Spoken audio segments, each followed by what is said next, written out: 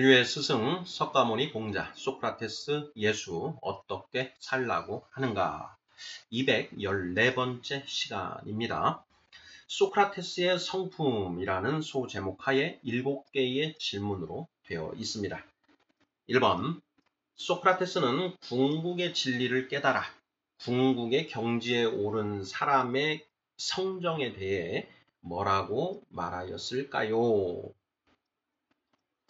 2번 소크라테스의 말과 행동들을 통해 소크라테스가 어떤 성품을 가진 사람인지 추측해 볼 수 있습니다. 소크라테스가 감옥에 갇혔을 때 친구들은 이웃나라로 도망가라고 간청합니다. 그러나 소크라테스는 응하지 않고 죽습니다. 소크라테스의 어떤 면을 엿볼 수 있나요? 3번 독배를 들어야 하는 마지막 날 친구들이 찾아옵니다. 어두운 표정의 친구들과는 달리 소크라테스는 저 세상에 가서 그동안 궁금해하던 많은 질문들에 대한 답을 알 수 있을 것이라며 기대감을 나타냅니다. 소크라테스의 어떤 면을 엿볼 수 있나요? 4번 소크라테스가 마지막으로 남긴 말은 아스클레피오스에게 빚진 닭을 대신 갚아달라는 것이었습니다. 소크라테스의 어떤 면을 엿볼 수 있나요? 5번 소크라테스는 청년들을 가르칠 때 돈을 받지 않았고 이로 인하여 아내로부터 많은 구박을 받았습니다.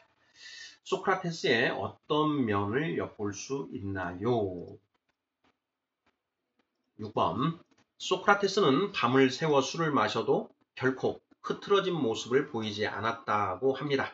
소크라테스의 어떤 면을 엿볼 수 있나요? 7번 소크라테스는 깊은 생각에 빠져 한자리에 밤새도록 서 있기도 합니다. 소크라테스의 어떤 면을 엿볼 수 있나요? 자, 이렇게 해서 7개의 질문입니다. 자, 지금 우리는 궁극의 경지에 오른 그런 스승들의 이제 그 지정의에 대해서 이제 살펴보고 있는데요. 자, 그 중에서도 특히 이 정서적인 측면, 스승들의 성품, 인격 이런 측면들을 이제 살펴보고 있습니다. 석가모니, 공자, 소크라테스, 예수님의 그 성품이 어떠했는가 하는 부분들, 이것들을 통해서 자, 궁극의 경지에 오른 사람의 성품이 어떠해야 하는지에 대해서 우리가 한번 이제 구체화 시켜보려고 하는 것이죠. 자, 이 시간에는 자, 소크라테스의 성품이 어떠했는가 하는 부분에 대해서 살펴보고자 합니다. 자, 1번부터 답을 찾아보도록 하겠습니다. 1번 소크라테스는 궁극의 진리를 깨달아 궁극의 경지에 오른 사람의 성정에 대해 뭐라고 말하였을까요? 자, 소크라테스는 자, 궁극의 진리를 깨달아 궁극의 경지에 오른 사람은 자, 어떤 성정을 가지고 있다고 말을 했는가 하는 것인데요. 답을 하자면 자, 이 부분에 대해서 어떤 체계적인 어떤 그런 그 이야기를 하지는 않았고 또 그러한 얘기를 했더라도 그런 기록이 남아있지는 않은 것 같습니다. 우리가 소크라테스의 삶에 대해서 이야기를 나누면서 소크라테스의 경우 소크라테스의 인생이 어떠했는지를 구체적으로 좀 자세하게 기록해 놓은 어떤 기록들을 발견하기가 쉽지 않다. 단편적인 그런 기록들만 있어서 그 기록들을 이제 재구성해서 소크라테스가 어떤 사람이었는지를 우리가 추측해 볼 수 있을 뿐이다. 이런 이제 얘기를 했었는데요.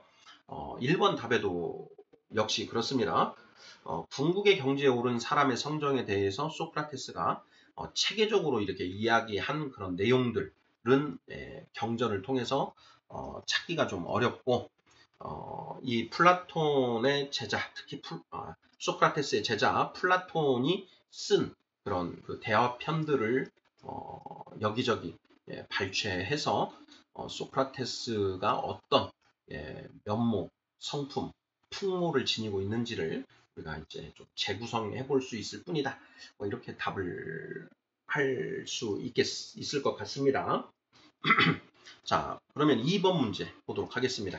자, 2번부터 7번까지는 이제 방금 1번에서 우리가 살펴본 것처럼 이 소크라테스의 어떤 단편적인 어떤 모습들을 통해서 소크라테스가 이런 사람이었구나 라는 것을 알 수 있는 그런 질문들이 되겠습니다.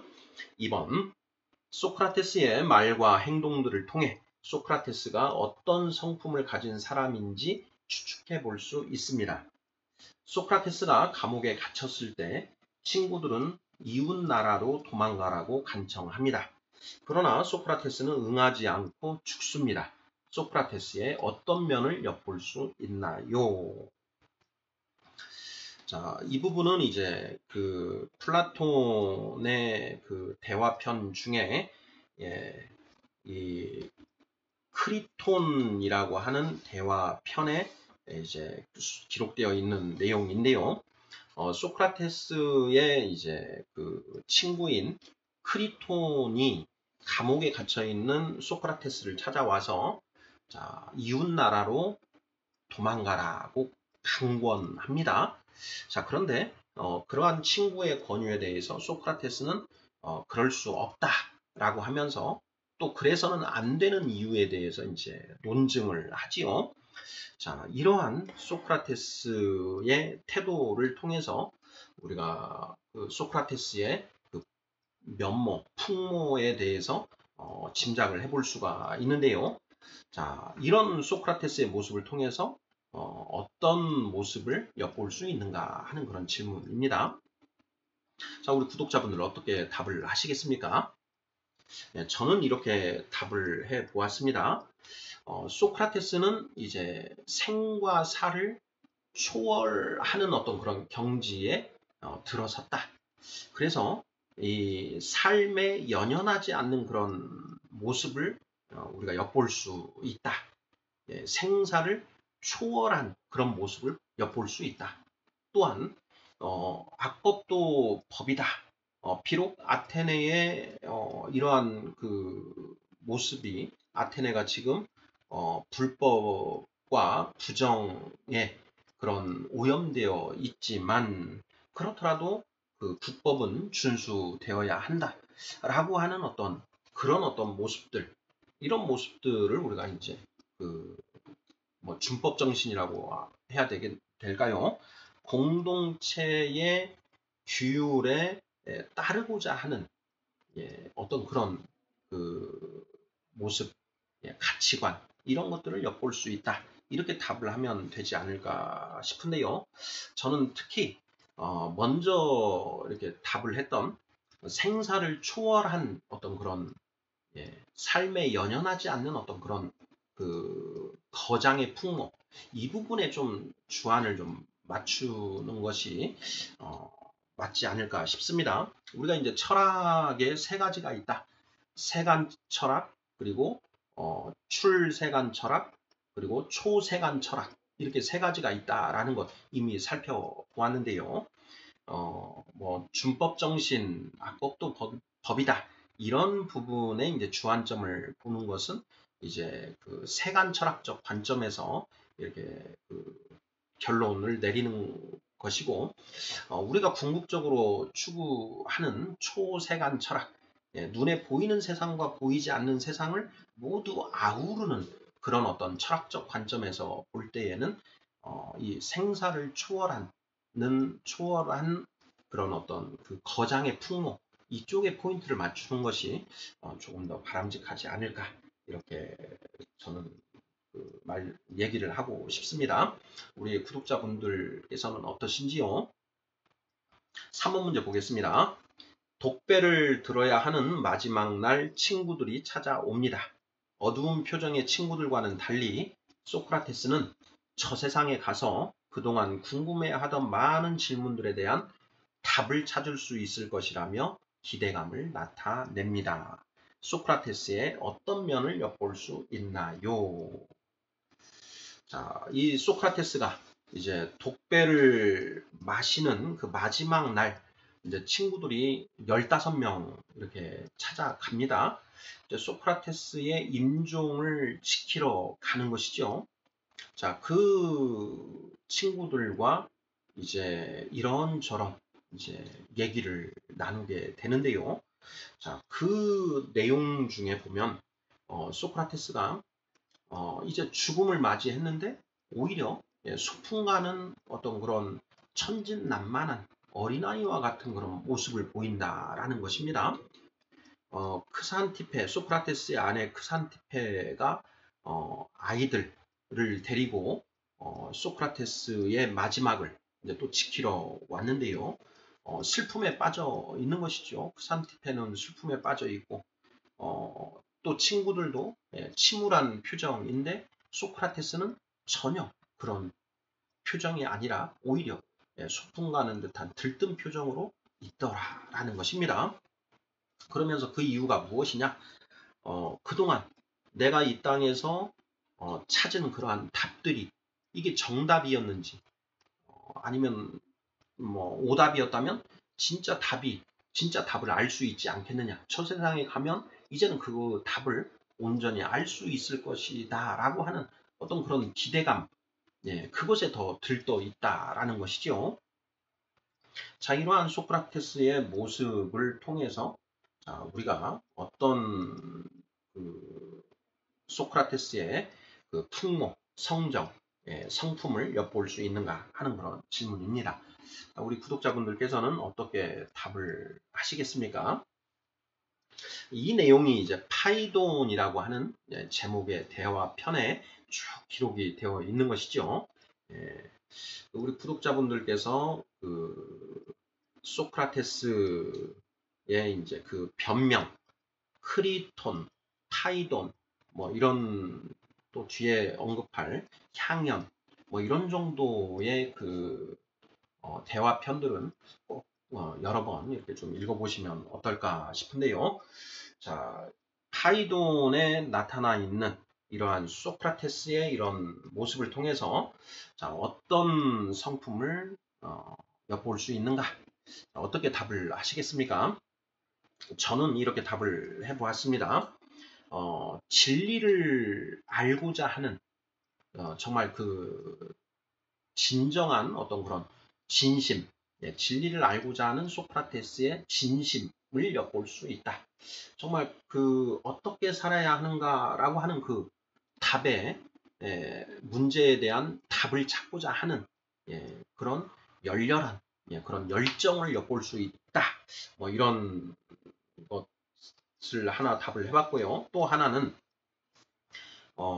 내세의 존재와 영혼 불멸을 확신하는 어떤 그런 이 소크라테스의 모습을 엿볼 수 있다. 이런 생각이 듭니다.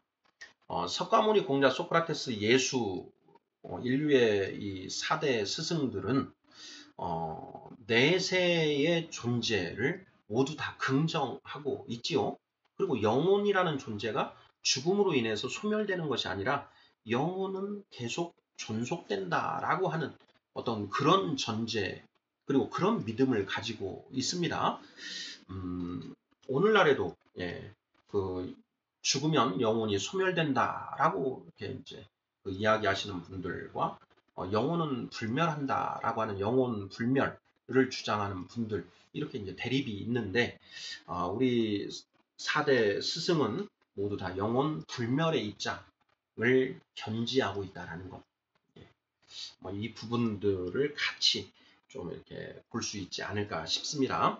자, 정리하자면 진리를 알고자 하는 그 진심을 알 수가 있고 또 내세의 존재와 영혼은 소멸되지 않고 존속한다는 것에 대한 확고한 믿음의 측면을 엿볼 수 있다. 저는 이렇게 답을 해보았습니다. 4번 문제 보겠습니다. 소크라테스가 마지막으로 남긴 말은 아스클레피오스에게 빚진 닭을 대신 갚아달라는 것이었습니다. 자, 소크라테스의 어떤 면을 엿볼 수 있나요? 이 4번 질문 부분은 이제 아시는 분들은 잘 아는 그런 그 대목인데요. 이 파이돈 대화편 마지막 그 페이지를 보면 이렇게 되어 있습니다. 하반신이 차가워지기 시작했을 때 소크라테스는 얼굴을 가린 것을 들치고 말했습니다. 이것이 그의 마지막 말이었습니다. 크리톤, 나는 아스클레피오스에게 닭 한 마리를 빚졌네. 기억해 두었다가 빚을 갚아주겠나? 라고 그는 말했습니다. 꼭 갚아주겠네. 더 할 말이 없나? 라고 크리톤이 말했습니다. 이 물음에는 대답이 없었습니다. 그러나 1, 2분 후에 몸이 약간 움직였습니다. 간수가 얼굴을 가린 것을 벗겨냈습니다. 소크라테스의 눈은 움직이지 않았습니다. 크리톤은 그의 눈을 감기고 입을 다물게 했습니다. 이렇게 이제 마지막 소크라테스의 이제 임종을 묘사하고 있는데요. 자, 여기에서 이제 죽기 직전에 소크라테스가 얼굴을 가리고 있는 그 천을 살짝 들춰내고 그 친구 크리톤에게 크리톤, 나는 아스클레피오스에게 닭 한 마리를 빚졌네. 기억해 두었다가 빚을 갚아주겠나? 하고 이렇게 이제 얘기를 했다라는 것이죠. 그 질문에 대해서 크리톤은 꼭 갚아주겠네. 이렇게 대답을 합니다. 그러니까 크리톤은 이 소크라테스가 어떤 의미로 그런 말을 했는지 알아들은 것 아닐까 이런 생각이 드는데요. 자, 마지막 임종, 마지막 유언이죠. 마지막 유언이 아스클레피오스에게 빚진 닭을 대신 갚아달라. 이런 말을 남기고 죽었다라는 것입니다. 자, 여기에서 우리가 소크라테스의 어떤 풍모를 엿볼 수 있는가 이렇게 이제 질문을 한 것이죠. 이 말이 무슨 뜻일까 하는 것에 대해서 후대 사람들이 왈가왈부 이제 여러 가지 그 의견들이 분분한데요. 그 대략적으로 이렇게 세 가지로 의견이 있다라고 합니다.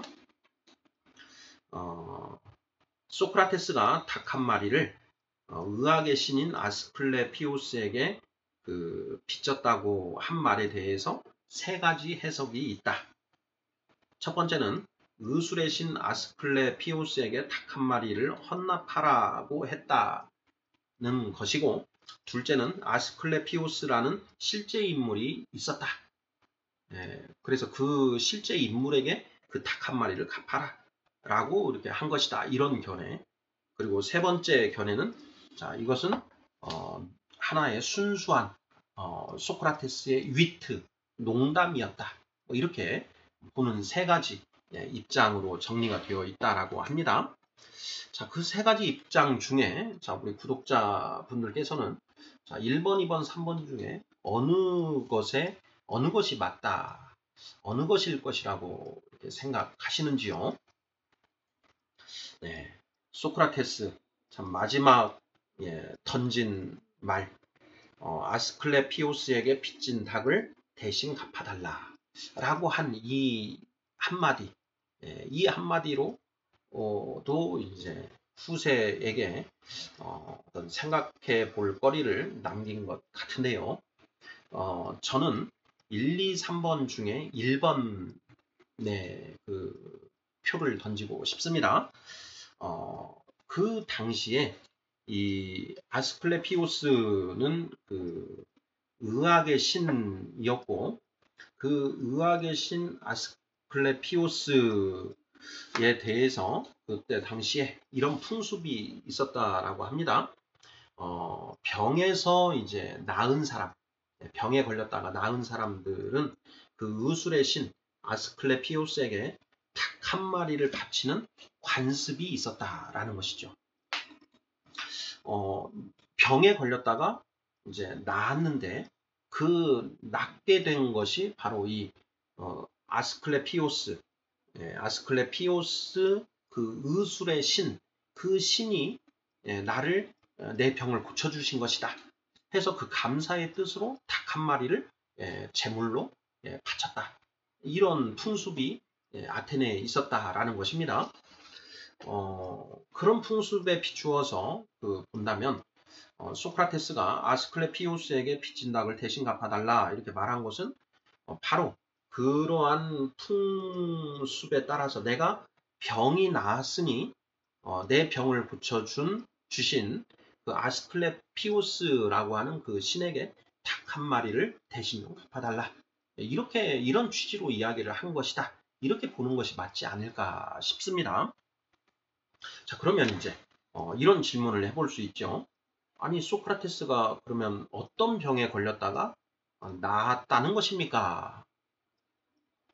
어떤 병에 걸렸다가 나았기에 아스클레피오스 신에게 닭 한 마리를 갚아야만 하는 것입니까? 하는 그런 이제 의문을 가질 수가 있겠죠. 그것에 대해서 저는 이제 이렇게 답을 해보고 싶습니다. 소크라테스는 평생 지혜를 추구했죠. 여기에서 지혜라는 것은 어떻게 살아야 하는가 하는 문제에 대한 답이라고 했습니다. 자, 그것을 모르는 것은 무지인 것이죠. 무지. 자, 인간은 무지라고 하는 그 병에 걸려 있다. 나도 그 무지라고 하는 병에 걸려 있었다. 자, 그런데 나는 이 평생 살아오면서 그 지혜를 추구했고 그 지혜 어떻게 살아야 하는가라고 하는 것에 대한 답을 드디어 깨달았다.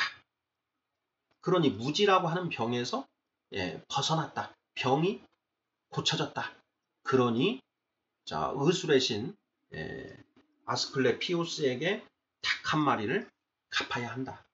그런데 내가 지금 죽으니 갚을 수 없으니 친구 크리톤 자네가 내 대신 그 닭 한 마리의 빚을 갚아주게.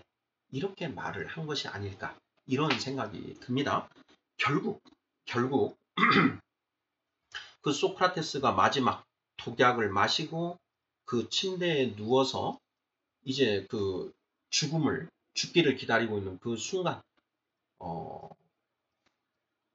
그 자신이 어떻게 살아야 하는가 평생 추구했던 그 답에 대한 어떤 그 답을 명확하게 알고 깨달았다라고 하는 것을 그렇게 표현한 것이 아닐까. 이런 생각이 이제 저의 생각인 것이지요. 예. 저는 그렇게 생각하는데 우리 구독자분들께서는 자, 어떻게 답을 하시겠는지요? 자, 4번 질문. 소크라테스가 마지막으로 남긴 말은 아스클레피오스에게 빚진 닭을 대신 갚아달라는 것이었습니다. 소크라테스의 어떤 면을 엿볼 수 있나요? 소크라테스가 독약을 먹고 죽음으로써 이 생에서 걸렸던 병에서 해방될 수 있게 되었음을 감사한다는 의미. 네. 이건 또 조금 약간 맥이 다른데요. 내가 이제 죽음으로써 드디어 저 세상에 가서 정답을 확인할 수 있게 되었다.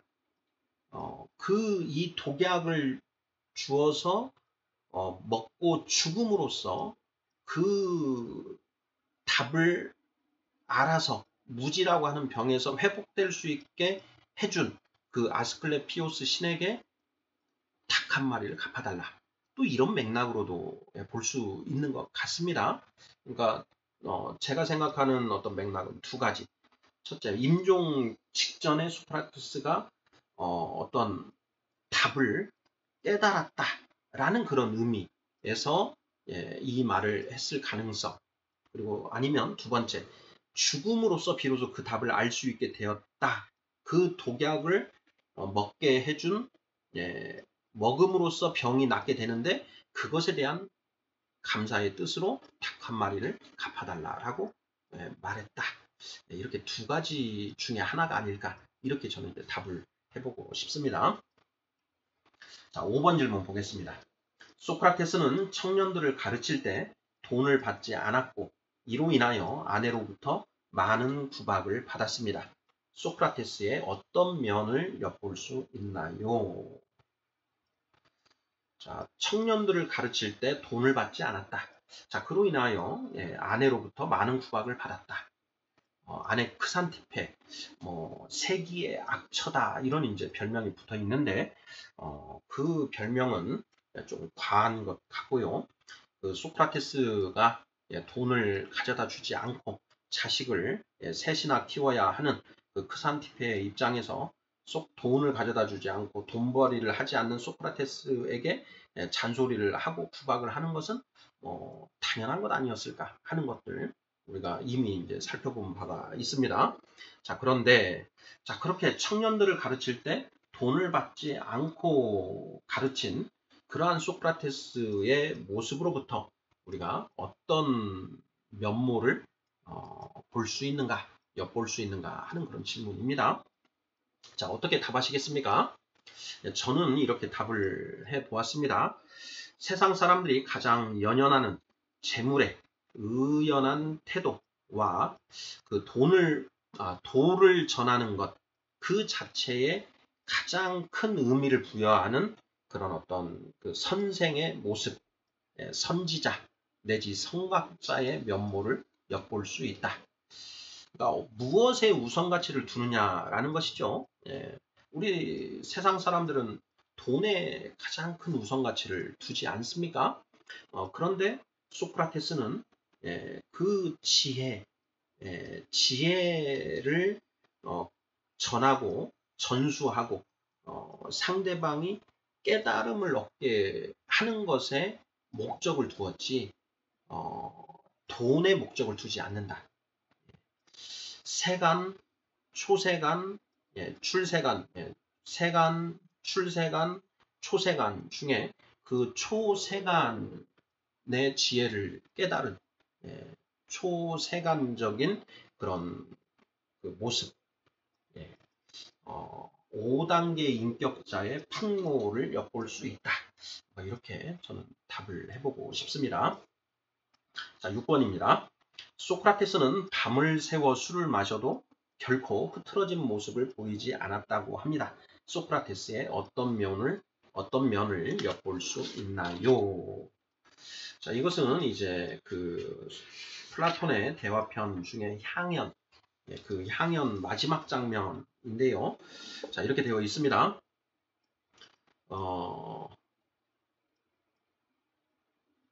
자, 아리스토파네스는 그의 논의를 인정하지 않을 수 없었고 게다가 그의 논의를 제대로 듣지도 못하고 꾸벅꾸벅 졸고 있었네. 아리스토파네스가 먼저 잠이 들었고 날이 다 밝은 다음에 아가톤도 잠이 들었네. 그러자 소크라테스는 그의 대화 상대자들이 둘 다 잠들었으므로 자리에서 일어났네. 언제나와 마찬가지로 아리스토데모스가 그의 뒤를 따랐네. 그는 리케이온으로 가서 몸을 씻고 다른 때와 다름없이 그날을 지내고는 저녁이 되어서야 집으로 돌아가 잠자리에 들었다고 하네. 이렇게 쓰여져 있죠. 저녁 식사, 저녁 만찬에 이제 그 소크라테스가 초대를 받아서 갔습니다. 그리고 이제 밤새 이제 철학적인 주제들에 대해서 이야기를 나누고 술을 마시면서 이야기를 나누는데 다른 그 대화 상대방들은 모두 다 이제 술에 취해서 돌아 떨어지고 그 마지막 그 잔치를 열었던 그 아가톤도 이제 잠이 들었는데 그 이후에 소크라테스는 자리에서 일어나고